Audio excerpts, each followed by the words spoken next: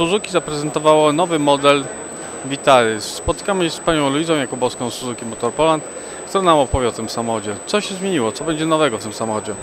To jest całkowicie nowy samochód.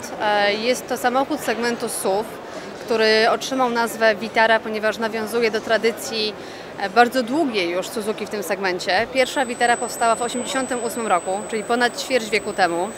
To jest samochód, który będzie produkowany już od stycznia, czyli w przyszłym roku będzie dostępny w Polsce i na innych rynkach europejskich. Jest oferowany zarówno w wersji z napędem na jedną oś, jak i na obie, czyli w systemie 4WD. Jest to napęd znany z S-Crossa już, czyli All Grip.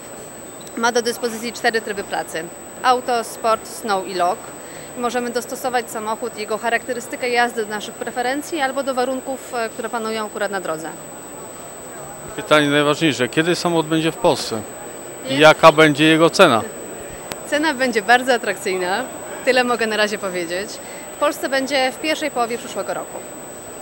Dziękuję bardzo. Odnośnie Vitary, co jest jeszcze nowego? Wiem, że dużo jest nowości na stoisku.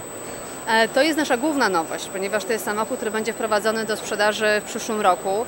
Nowością, która jeszcze nie jest dostępna w Polsce, jest Suzuki Celerio, czyli samochód segmentu A+.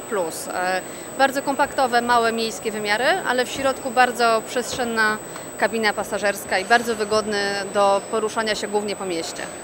Wprowadzenie tego samochodu do Polski, czy nie spowoduje, że ci sami klienci, którzy mają kupować Swifta, będą patrzyli w kierunku drugiego samochodu? Czy nie będzie to kanibalizm? Mówimy o Celerio, tak? Nie, absolutnie nie. Celerio jest to samochód jednak dużo mniejszy od Swifta, o innej specyfice dla innych klientów. Swift wciąż pozostaje w gamie Suzuki, ale pamiętajmy o tym, że Suzuki teraz poszerza swoją gamę.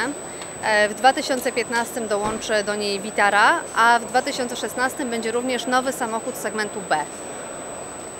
To jest jeszcze tajemnica, jak on będzie wyglądał. Jak najbardziej.